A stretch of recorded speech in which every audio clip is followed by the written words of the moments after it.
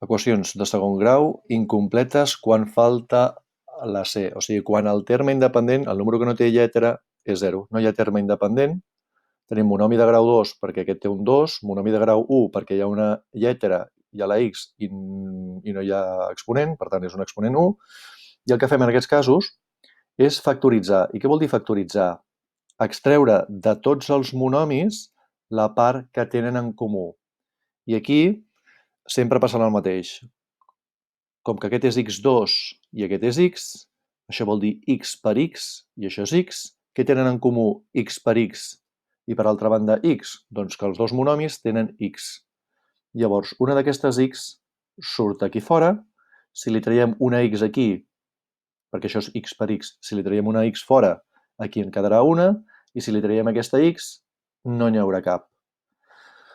D'això ens surt això, i això vol dir una cosa multiplicada per una altra cosa que dona 0. Llavors analitzem, busquem tots els valors que facin que qualsevol d'aquests factors, això o això, sigui 0. Perquè si una d'aquestes dues coses és 0, quan jo multiplico per 0 em dona 0. Vale. Quan ha de valdre aquest primer factor perquè sigui 0? Doncs 0. Primera solució, x sub 1 igual a 0. I en aquest tipus d'exercici sempre una solució serà 0. Ara anem a veure l'altra.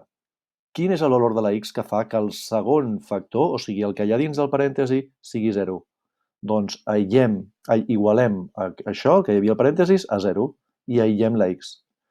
Per aïllar la x, el b se'n va a l'altra banda amb negatiu. I l'últim pas, perquè la x estigui sola, la a passa a l'altra banda dividint. I ja tenim la segona solució. Si podem fer la divisió, la fem. Sí. Exemple, 9x al quadrat més 2x.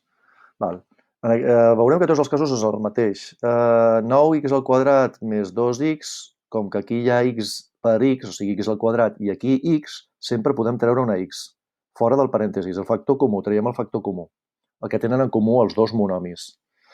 D'acord, si hem tret aquí això equival a x per x, si li hem tret una x fora, ens queda una x dintre. I aquí, en el 2x, si li hem tret una x fora, ens queda 2. I tenim x multiplicat per un parèntesi, com hem vist abans. Molt bé. Quan ha de valer la x perquè sigui 0? Doncs 0. Aquest factor, multiplicació de dos factors, de dues coses, és igual a 0. Doncs hem de veure quan ha de valer la x perquè la multiplicació doni 0. Si el primer factor és 0, si la x sub 1 és 0, això es converteix en 0. Per tant, sempre hi haurà aquí una solució 0. Anem a veure l'altra solució. El segon factor, la segona cosa que multiplica, quan ha de valer la x perquè la segona cosa que multiplica sigui 0? Doncs agafem aquesta segona cosa i l'igualem a 0. I aïllem la x. Aquest 2 passa a l'altra banda amb negatiu i aquest 9 que està multiplicant passa a l'altra banda amb divisió. Fem la divisió i ens dona menys 0,22. Ja tenim dues solucions. Una és aquesta i l'altra és aquesta. Veurem un altre exemple. X al quadrat menys 7x. Estem en el tipus que no tenim terme independent, que no tenim monomi de grau 0. Doncs sempre podem fer el factor comú. Una x fora, si teníem x per x, perquè x al quadrat és x per x, una x fora, ens queda una x dintre, aquí teníem una x, per tant ens queda menys 7 aquí dintre.